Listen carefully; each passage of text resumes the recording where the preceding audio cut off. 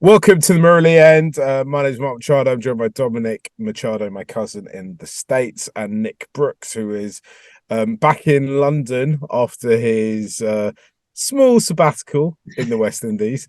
First things first, if you like what we do, if you're interested in Sri Lankan cricket, please hit the subscribe button. If you watch on YouTube, hit the subscribe, which is kind of down there.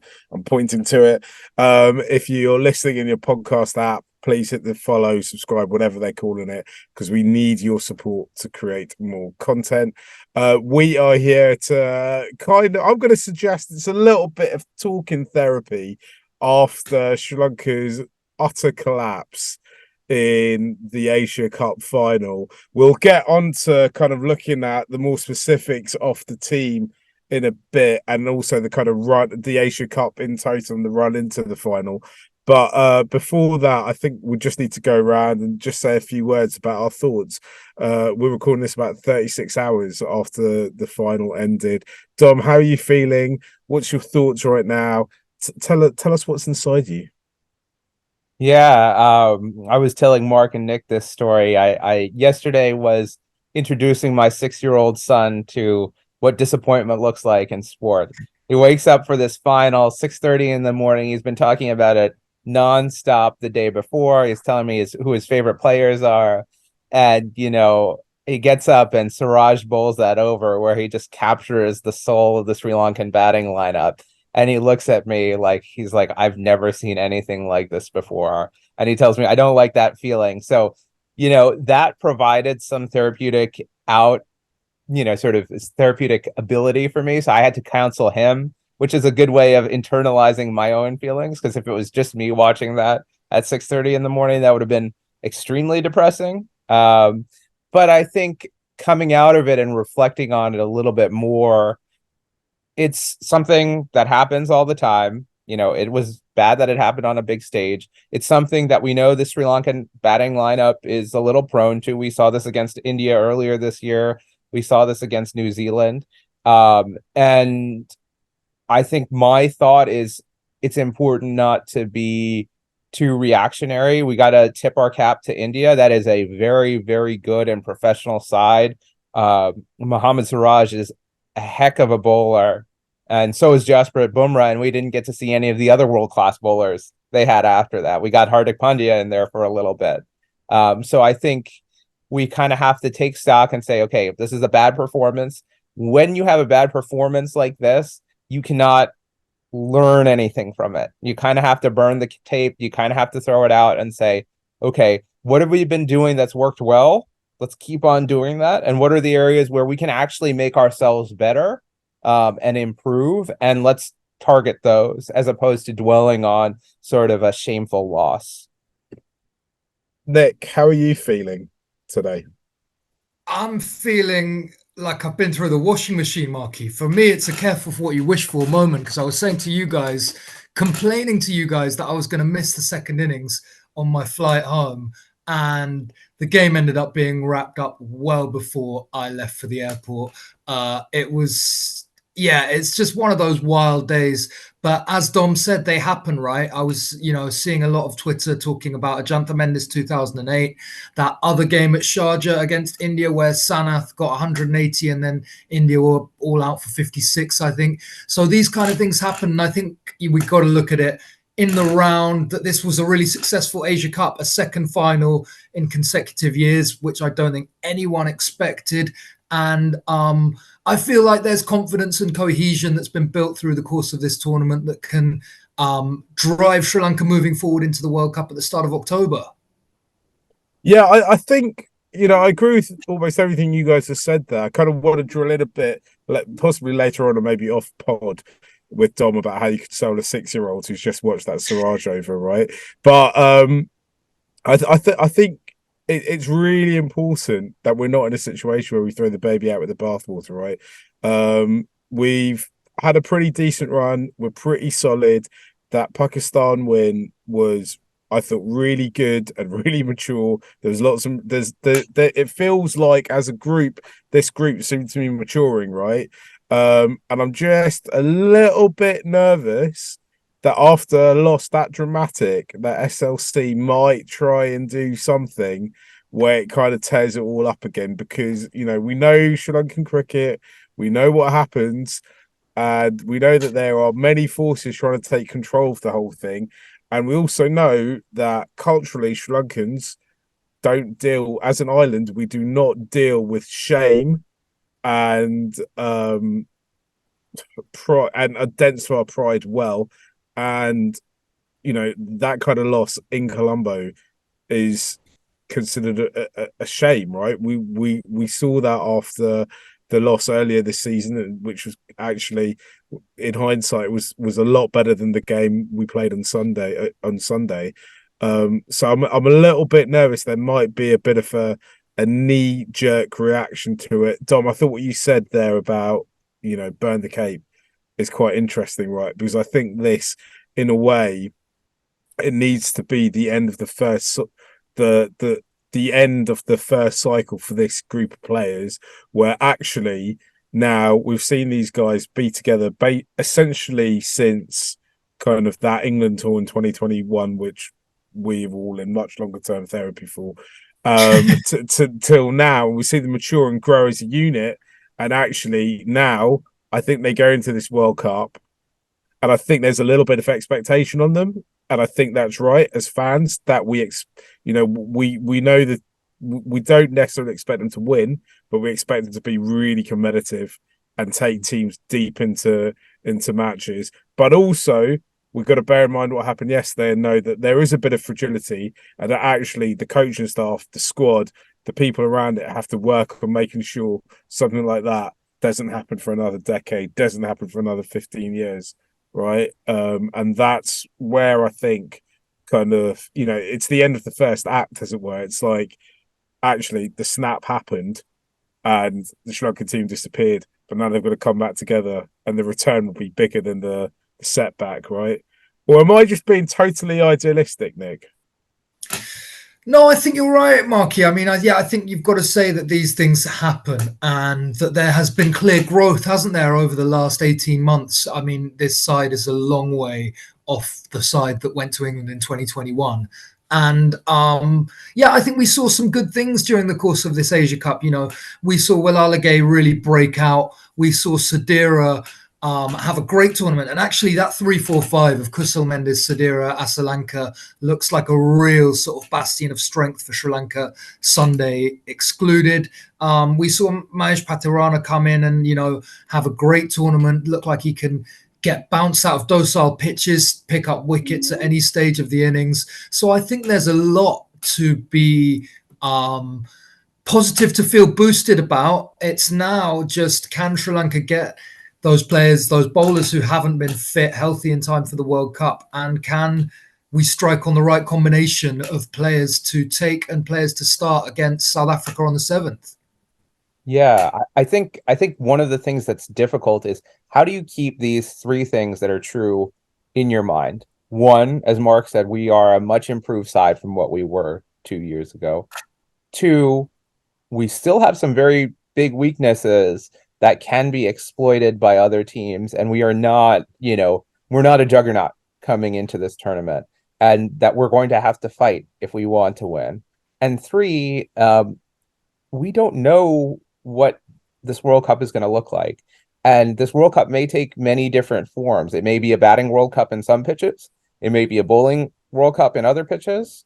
We don't know what kind of form a lot of these teams are in because they haven't played recently. So I think it's important to live with those kind of things all together. Okay, we're improving, but we're still not perfect yet.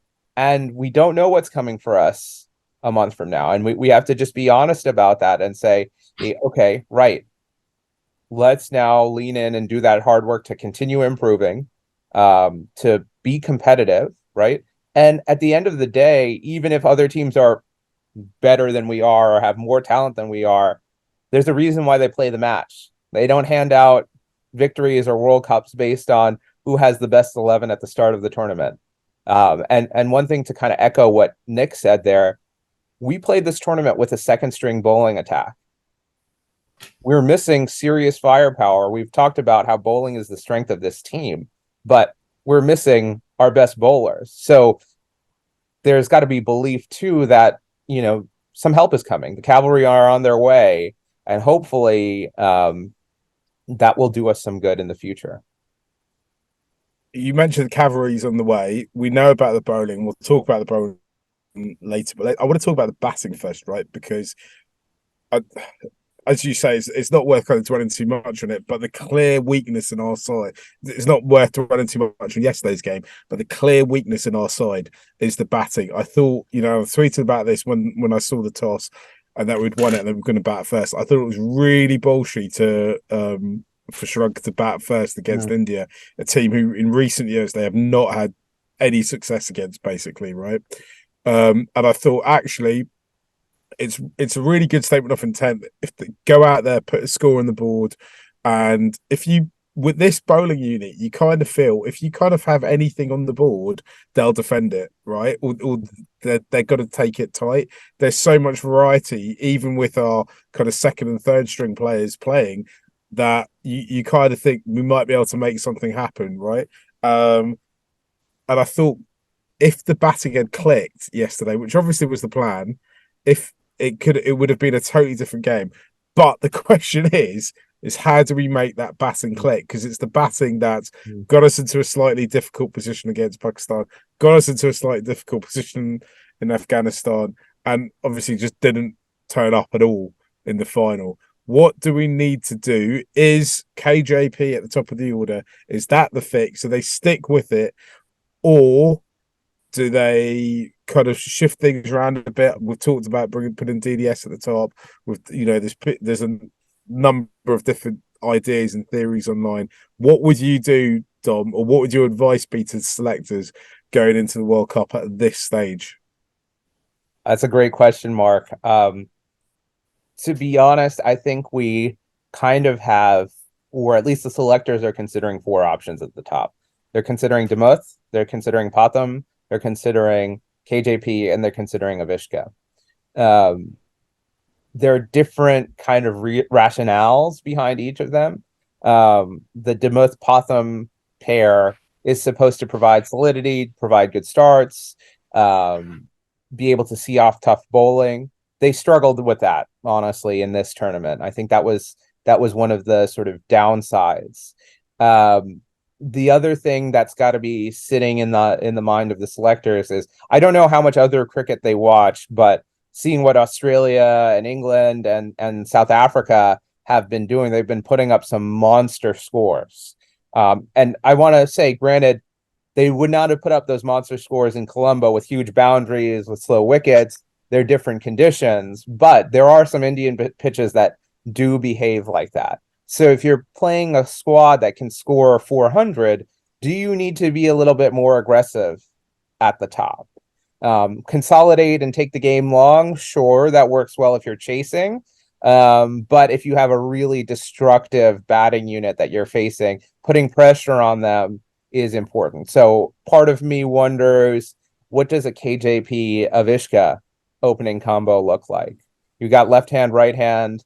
Avishka was in good form, and so there's that option that exists for me. But at the same time, you've backed Pathum, right? You've played him basically in the last 25 ODIs you've played. And what message does that send to the team if you just drop this guy who you've kind of backed all the way?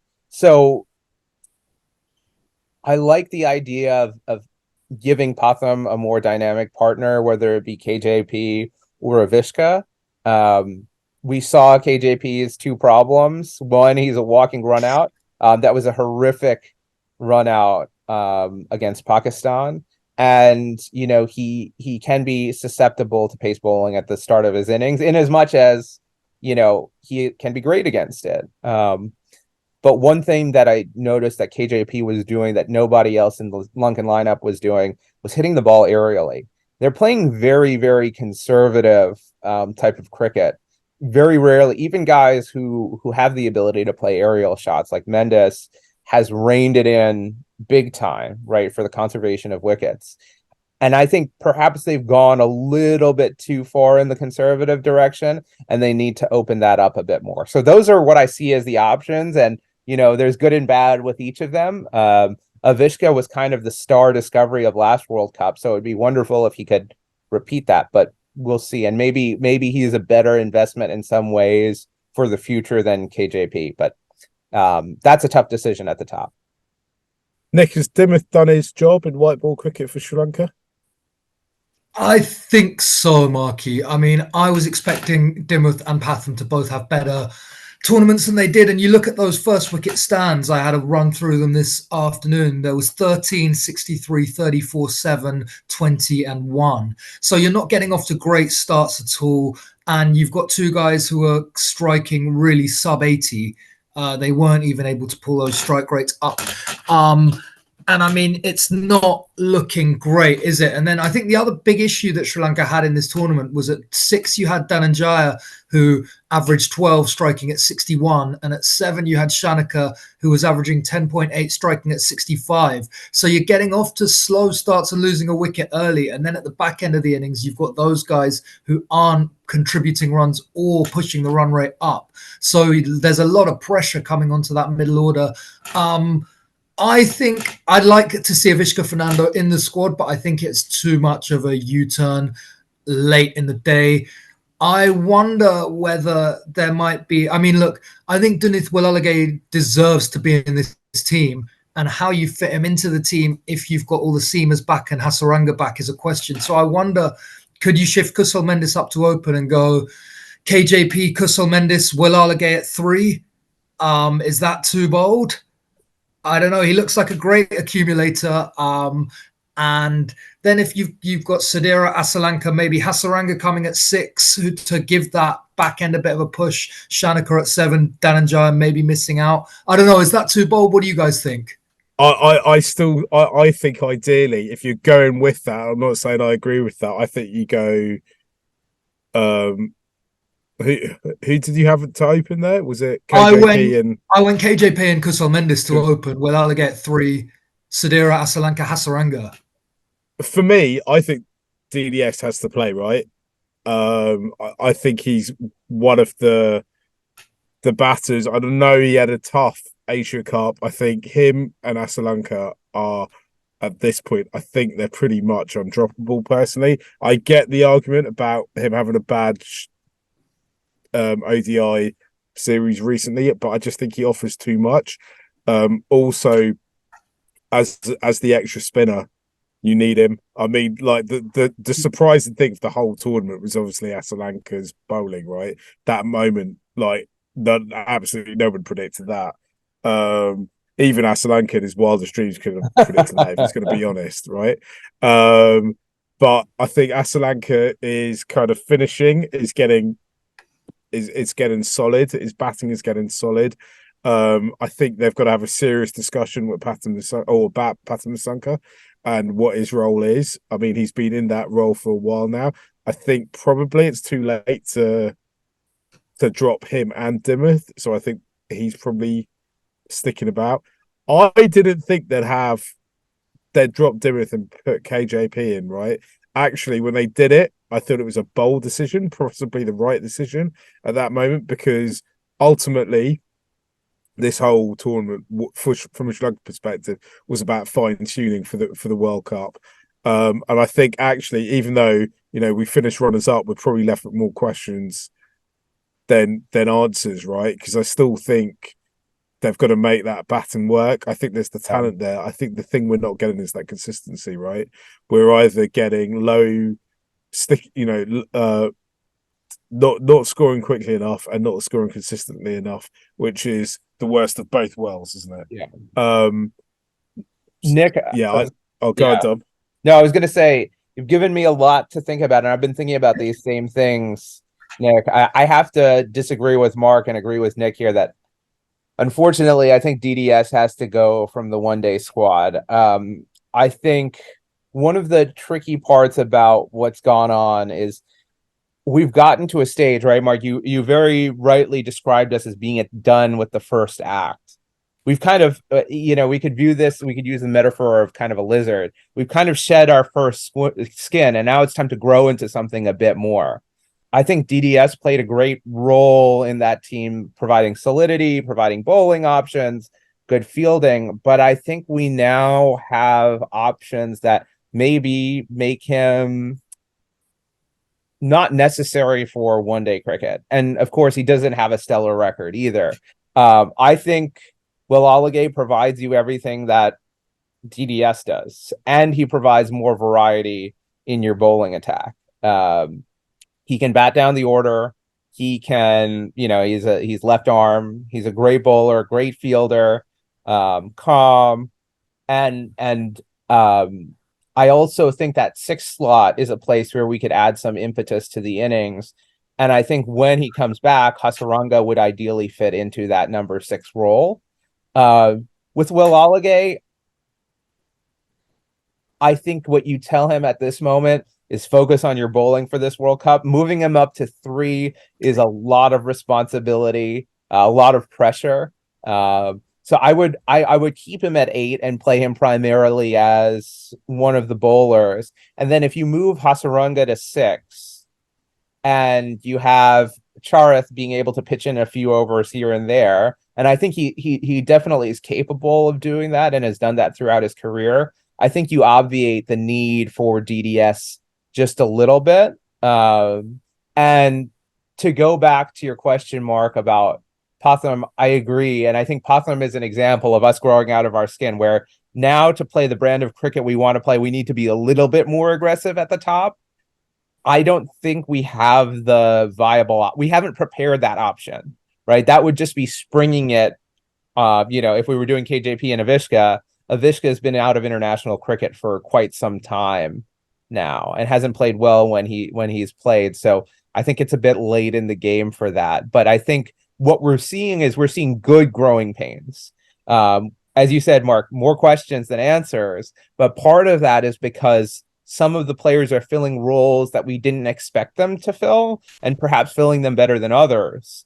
And so that raises questions. So Mark, we'll put it to you: DDS or Will Olagay? Who do you have in your 11? I still think you could fit both of them in. I mean, I don't know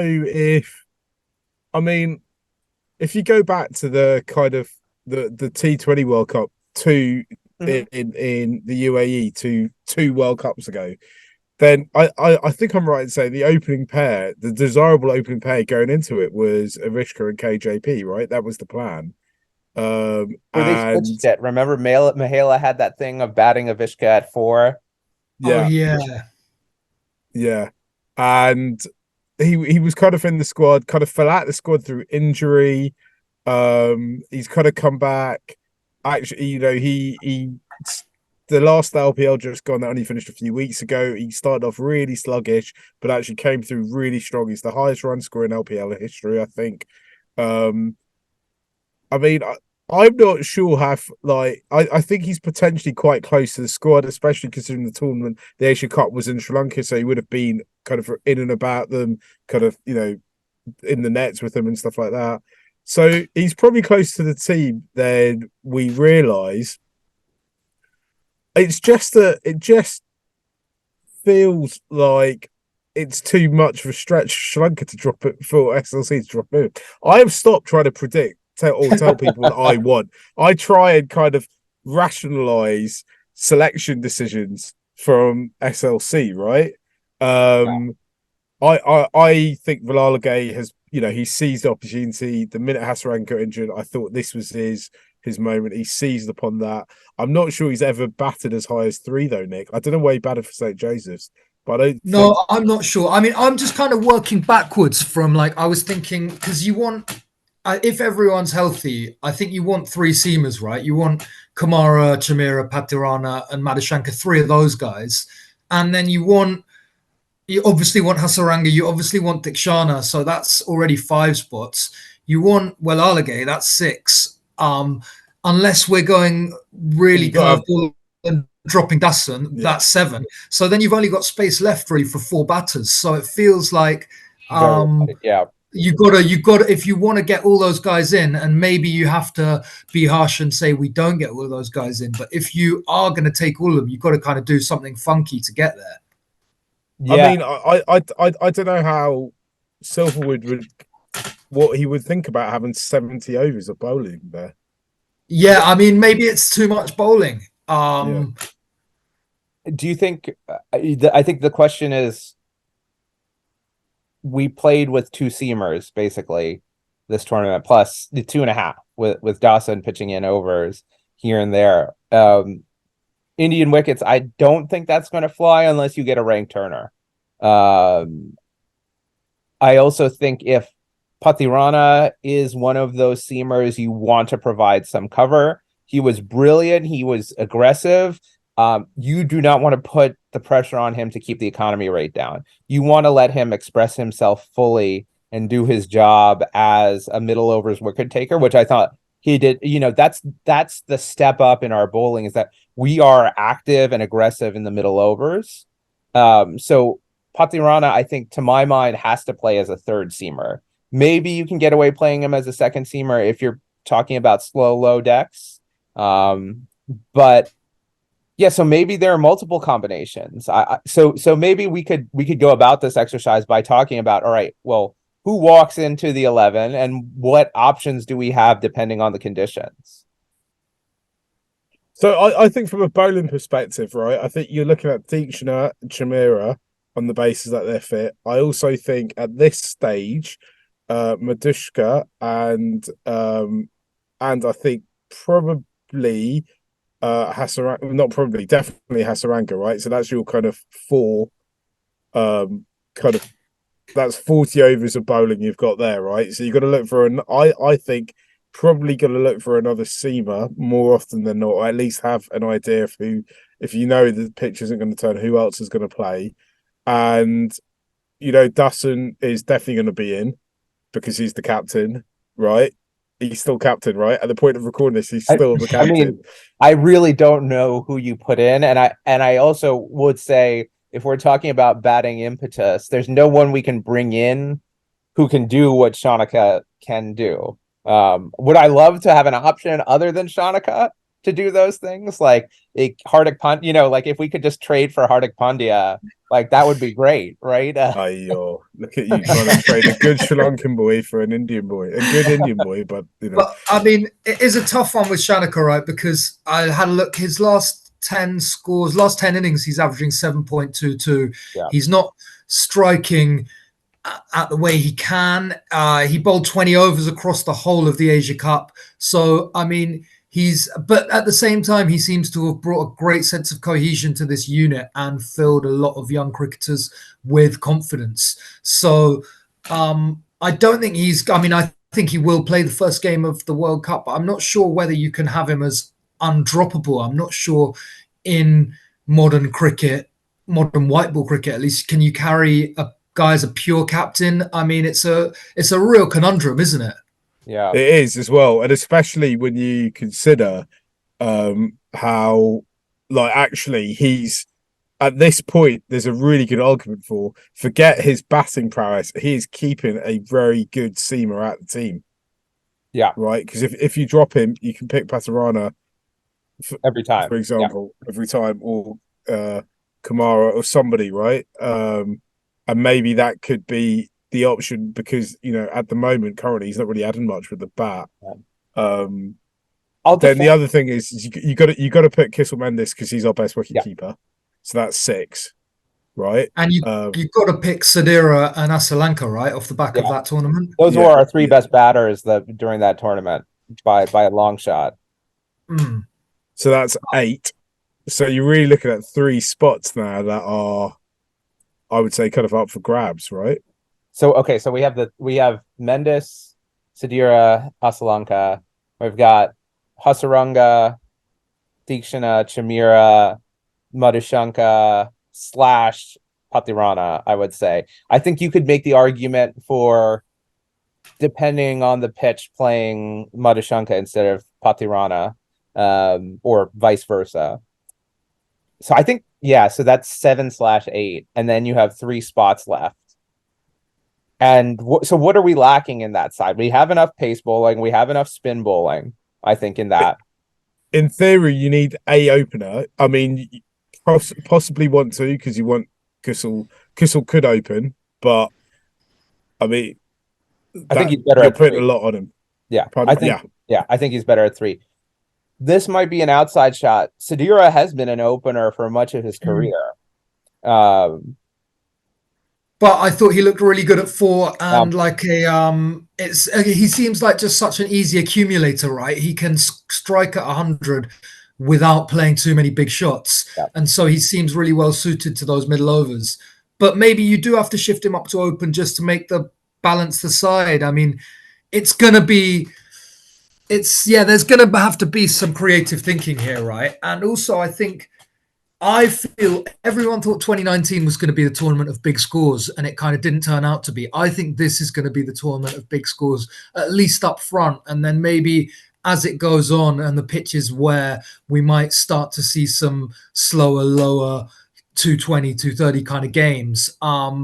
So maybe there's a bit of, I don't know, a bit of creativity to be played during the course of the tournament as well. But the one thing I will add is that a lot of the players from non-Asian sides have played a lot of cricket in India, but they haven't played a lot of 50 over cricket in India.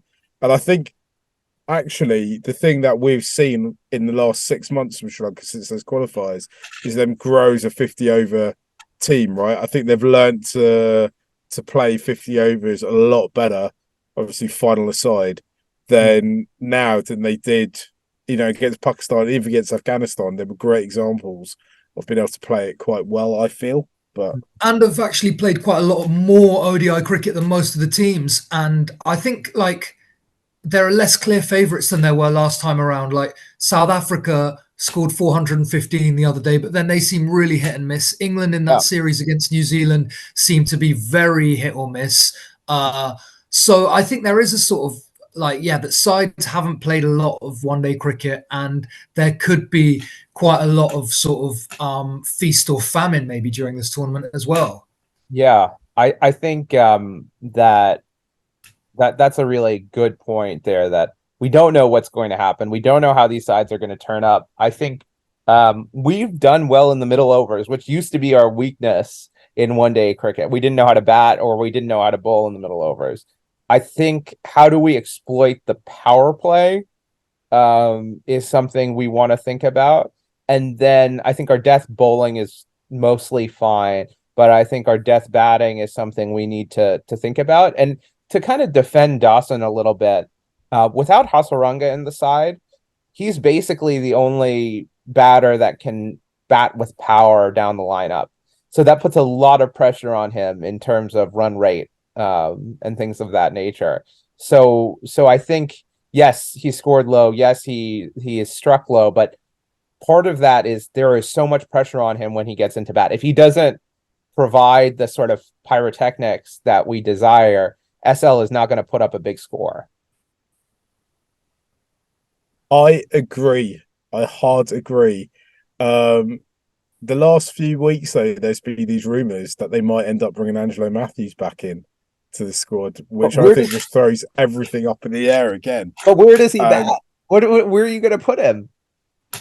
I think the only way you could facilitate him in the team is if you drop Dasson as captain.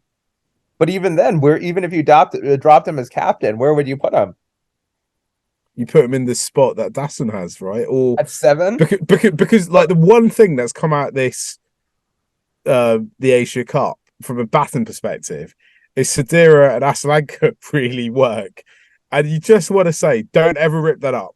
Right now, don't rip that up. Until somebody gets injured, don't rip it up. Yeah. Because they're confident in their spots and it's working. And they've both kind of single-handedly won us games at different points the last few weeks, right? Yeah. Don't tear that up, please. Whatever you do, middle order has to stay the same. Mendes, Sadira, Asalanka, they bat really well together. They all can handle spin well, which I think is going to be important. That was something, barring that collapse against Afghanistan, where we looked pretty solid against the best spinners in the world. And that's something to say. And I think it's that, how do we set up that middle order so that they're not just saying, okay, let's consolidate, but they can actually take some attacking options. Yeah. But the real issue with saying is that no one can do what Shanaka can in theory do in terms of striking pace down in those last 10 overs, except for the fact that he's not doing it lately. So we kind of got to stick with him because there's no one else who can do it. Apart from maybe Bhanuka Rajapaksa, who I just saw out of 3 weeks on the sidelines come out and blaze. I can't remember who it was in the CPL, got 89 or 40. And I mean, he just looks so good when he's on form, although it comes rarely. But yeah, it did make me think, and I did text you guys saying, "Oh, he would be not a sad little alternative in this lower middle order," but that's never going to happen, and he's inconsistent. So I think he's retired from ODI cricket, hasn't he, or ODIs? Yeah, I think quite possibly, and he's definitely not flavour of the week, month, year within SLC, is he? No. So this is another question. So then if we drop Dawson, you've got to hand the captaincy to someone who's not droppable. So I would think that would be Hasaranga. And you go 5 bowlers and 6 batters. And I don't think that's a bad option. Like you could very well argue that KJP, Avishka, Mendes, Sadira, Asalanka, Hasaranga, and then you've got, Will Alligator at 7. At 7. You've got Tikshana and 3 seamers. And Chamira can bat a little bit. So that's not if he's fit. I sent you guys a text with the Instagram stories from the SL fielding coach showing Chamira diving all over the ground and Madhushanka and Kamara doing those things. So that's not a bad option. Yeah, I think it's slightly batting light, little bit light on the batting. But I think you could make an argument that that's a kind of stronger 11 than what Sri Lanka have had during the Asia Cup. I don't know. As you say, it's a tournament that's left off with more questions than answers, and but they're kind of in a way good questions. Not the Dasson issue. We'd all have liked him to come out and strike at 130 across the tournament. But I think I certainly feel as though Sri Lanka are in a better place leading into this World Cup than I thought they were going to be. So to put both of you on the spot right now, put on your selection cap. You're picking the 11 for that first October 7th game. Give me your squad. Mark, you want squad? You're 11. You're 11. What? Right, hold on. There's 2 questions here. Is it the squad I want, or is it the squad that we're gonna I think we're gonna get? The squad you want. It's the squad you want. We're taking because if I think I could predict the squad that SLC will go with, but what's the squad you want? Boy, oh gosh, I'm gonna miss something here. So I think I want Patum and KJP to open, then Kusal at 3, then Sadira, Asalanka. So there's nothing changed there basically from final, from the final. Then where we playing this? It's in Delhi. It's in Delhi, a slow turning pitch. So I can have DDS, Hasaranga, and Will Alligator. If the over's a spin. Yeah. And then Tikshana, and then Chamira, and then if it's a slow turning pitch, I think you want to play Patharada. Yeah. Because I think he's harder to pick on that type of pitch. And that's realistically that would be my 11. I mean, it's hard to say it, right? But because I actually love Dustin and I think he brings a lot to the team. In that 11, I think maybe DDS would be captain, possibly. I don't know. And obviously Kusal keeps wicket, and ideally we'd bowl first. Oh, sorry, bowl second. Yeah, bowl second with that side. Depending on the dew. Yeah. What about you, Nick? What you go with? I'm sticking with my bowl 11 that I gave you guys earlier. So that's KJP, Kusal Mendes, Will Alligator at 3, Sadira, Asalanka, Hasaranga, Shanaka at 7, Thikshana at 8, and then Chamira Patirana Kumara.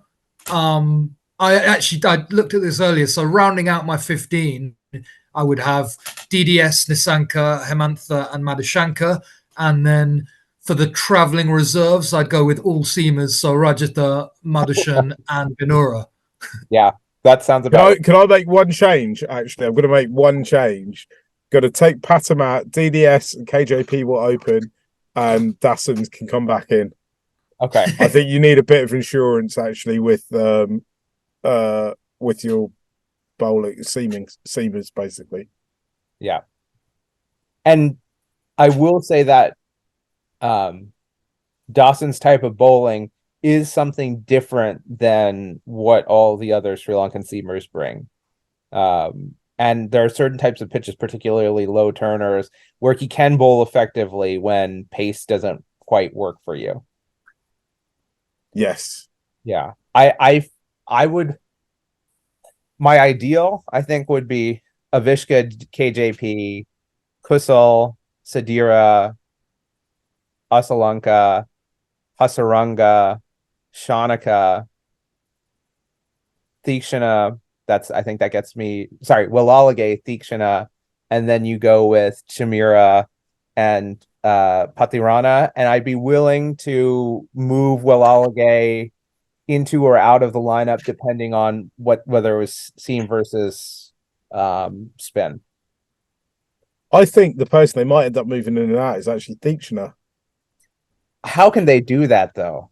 Because this is Sri Lanka and they value all-rounders more than they value specialists. He's our best. I hope they don't. And the reason I say that, sorry, is because when they were in India early in the year, he was the one that had to make weight. So I'm not just saying that because of gut. I'm saying that because they've done it. As it stands, that's what they've done. Right. I don't know.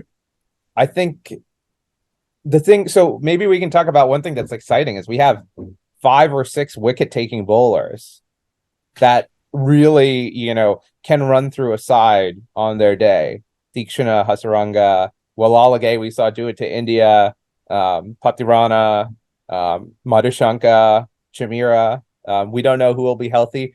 What do you all think about seamer rotation? Do you think that we should play, we're Sri Lanka fans. We just about get seamers on the pitch. There's no rotation. We have a rotation, but it's rotating who's fit isn't rotation. Stop using your data driven words to make it sound like we know what we're doing. We're just who's fit this morning. Who feels like they got 10 overs in their legs? Yeah, get exactly. out. I will say shout out to Patirana for bowling those 10 overs and never once looking like he was in trouble. Knock on all the wood I have in this house. But I saw it's South Africa on the 7th and Pakistan on the 10th. So that's a fairly quick turnaround. And then I think there's slightly longer between Pakistan and Australia. So there might have to be some rotation. And I don't know what the deal is with the traveling reserves. I'm guessing you can't just bring them in and then shove them back out again. So maybe the non-playing squad members has to be sort of pretty seamer heavy. Yeah, I'd guess so. And you'd guess they would have figured that out after the way the last few tournaments series have all gone, right? You'd figure. I mean, what I'd heard about Chamira's injury, I didn't think there was any chance he was going to make the World Cup. But then Anton Rue on his Instagram, as you pointed out earlier, Tom, has got him diving about the places all over the place. So maybe he might make the tournament, right? I think it's massive if he ends up at the tournament and ends up able to bowl a full 10 overs. If we get him in, that's quite. I think that's quite game changing, because while I think with other seamers like Patirana and all the others basically, apart from maybe Kumara, I think all the others are susceptible of just getting hit for the full 10. And just if they have a bad day.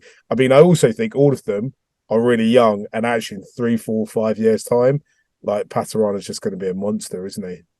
I wouldn't be surprised if we ever had the first player just refusing to face him, retired, scared. Yeah. Um, It's that's the kind of levels he could get to. No, yeah. of course that won't happen. I wonder. I don't know if you've heard this. I was watching a bit of the England New Zealand series, and Sangakkara kept on talking about mystery, how Sri Lankan teams like to have mystery. So I wonder if Patirana is going to play against those teams that have never seen him, like South Africa. I think would be a great team to play Patirana against.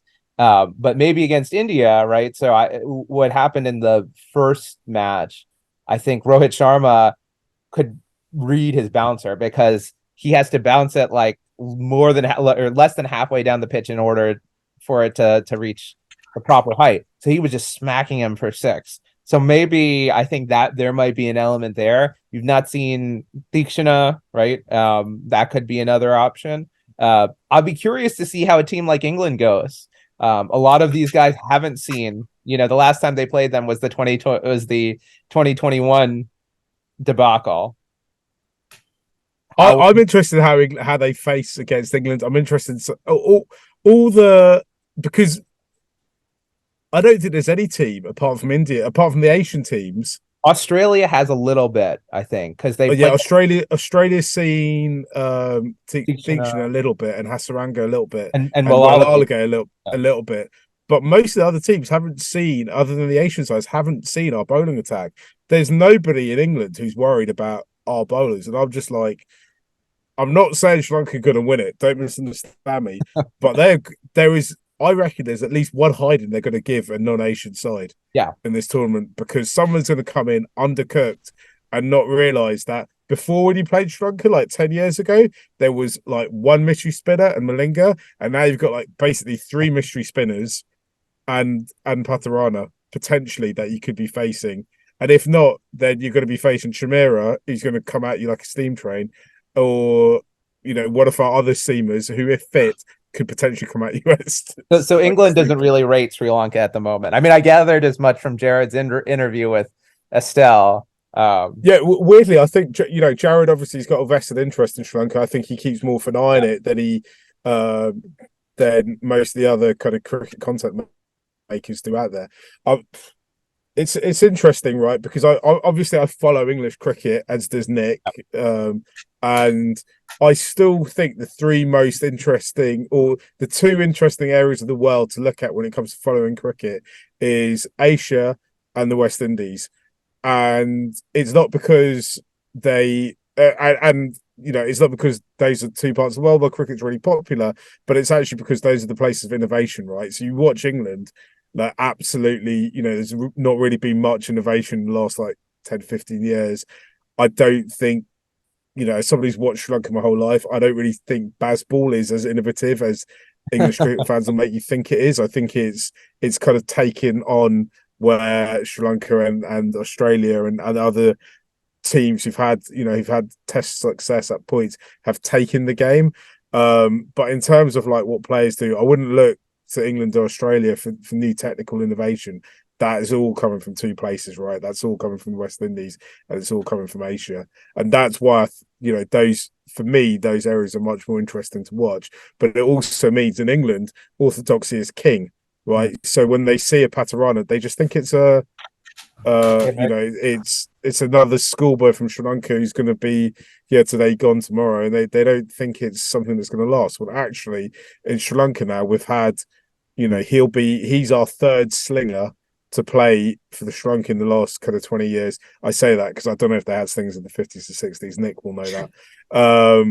And actually, when you're in and around Sri Lanka and you're watching kids play, you see a significant number of them bowl with that slinging action, right, Nick? So I think it's fair to say, really, when we talk about Patirana, what we're really talking about is whether or not we should play a slinger in that game. And I think the teams that just haven't seen him, you've just got to play him against. Because also the other thing is, I think the last few months is that he's learned to bowl in ODIs, much like Malinga predicted would happen after the IPL. He was like, just play him in all the formats because he'll figure it out. I think Sangha as well said, and a lot of the players who played a lot with Malinga have all kind of said now that Patirana is better than Malinga was at his age, right? I I kind of think those are kind of moot things to say, because it depends, injuries and people get into bad habits, and there's all sorts of issues can crop up. So you never really know where someone's going to be in 8 years' time, right? We all thought Shamira was going to be at this stage of his career a 500-600 wicket bowler, but sadly he's been riddled with injuries. So you just don't know where he's going to end up going. But although all that considered, I just think there's an element of kind of drift shrunk in the mid-90s again, and we saw it with the women's side when they came to England, where teams will not be doing their homework the way they should be doing, and they're good. One or two sides are going to get absolutely eaten up by this bowling attack, in my opinion. I'll add in a little conspiratorial argument here. I wouldn't be surprised if the ground staffs, when Sri Lanka is coming to play a team that might be a big threat to India in the final, if the pitch might be a touch drier than it would be otherwise, give it one less watering. England has a must-win game against Sri Lanka. Oh, it happens to be a 220, 230 pitch that's taking lots of turn. And maybe I'm totally imagining that, but BCCI and ICC are, can't spell one without the other. But no, I'd be interested to see how the grounds that Sri Lanka plays on turn up against certain teams. I'd love to see it. And I think also, that it's a tough start to the tournament, isn't it, for Sri Lanka against South Africa, Pakistan, and Australia. But I think if they win two of those three, which I don't think is totally unfeasible, then they're in a really strong position moving forward, and they can start to make some waves through the course of this Super 10. Yeah. And I think as both of you have said, there's no clear favorite. I would say India is the clear favorite, but after that, I think there's a lot of question marks about who's next.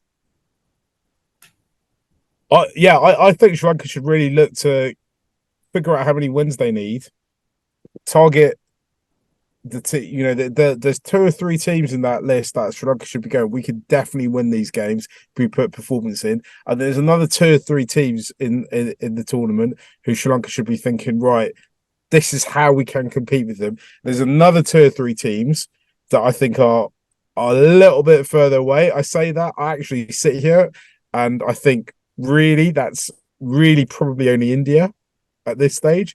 But I think you kind of go, right, get to a position where we get to the semi-finals and then anything can happen and we find a way. Because that is the Sri Lankan way, right? It's to find a way out of these things. Anyway, guys, we've been nattering on. What was meant to be 20 minutes has gone on for about an hour. Should we leave it there? There's obviously loads to discuss in Sri Lankan cricket constantly.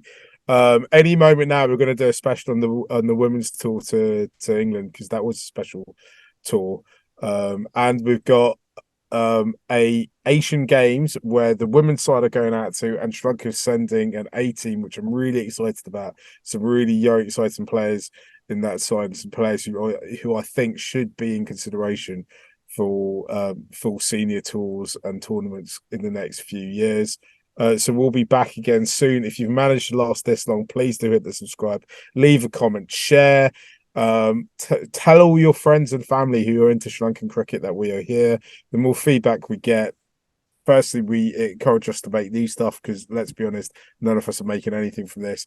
And secondly, it kind of gives us an angle to take it down, right? If you think we've missed something, if you've got your 11s, leave them in the comment section, tweet us, tell us. And we always love to interact, because even though we're paid to do other jobs, we're just sitting at our desk thinking about the Sri Lankan team. We'll see you guys soon. Thanks for listening. See you later. Bye.